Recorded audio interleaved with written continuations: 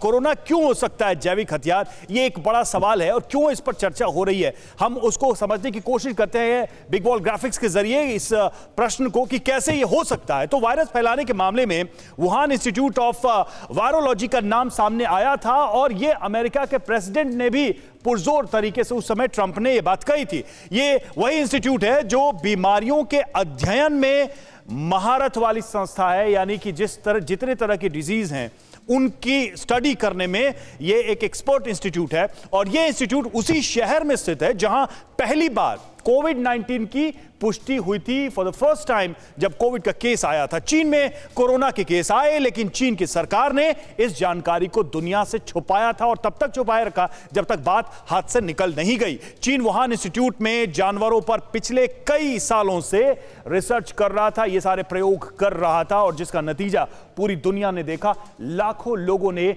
जान गंवाई जब यह बात हाथ से निकल गई। तो ये सारी चीजें हो रही है। प्रोफेसर आसिफ, ये एक कंसर्न है, ये एक चिंता है हम सबकी, लेकिन मैं एक एग्रेसिव क्वेश्चन आपके सामने रखना चाहता हूं। G20 में जितने भी देश हैं, आज दुनिया ऐसे देशों के समूह में विभाजित हो गई है जहां कुछ देश पूरी दुनिया में महत्वपूर्ण विषयों पर जिम्मेदारी लेने को तैयार हैं और कुछ देश डिस्ट्रक्टिव हैं, गैर जिम्मेदाराना व्यवहार है किसी भी मामले में। आज WHO मांग रहा है पैसे सभी देशों से कि वो कोरोना से लड़े। क्या यह समय नहीं आ गया है कि ऐसे ताकतवर समूह ऐसे देशों के खिलाफ कड़े कदम उठाने पर भी बातचीत करें? अगर हम लोगों की बात करें, पर्यावरण की बात करें, प्रॉस्पेरिटी की बात करें, तो इसकी रक्षा कैसे होगी जब कुछ गैर जिम्मेदार देश ऐसे ही काम करते रहेंगे? तो ये एक बहुत बड़ा चैलेंज है, ग्लोबल चैलेंज है कि अगर वो तमाम गैर जिम्मेदार देश इस तरह की हरकतें करते हैं तो देखें, इसमें कलेक्टिव मेजर की ज़रूरत है। वो तमाम कंट्रीज़ जो ये चाहते हैं कि हर तरफ शांति रहे, हर तरफ ह्यूमैनिटेरियन एड्स पहुँचे। अब जैसे आप इंडो पैसिफिक का भी जिक्र कर रहे थे, वहाँ पे भी एक यही ऑब्जेक्टिव है ना कि वहाँ ओपन और फ्री और इंक्लूसिव एनवायरनमेंट हो।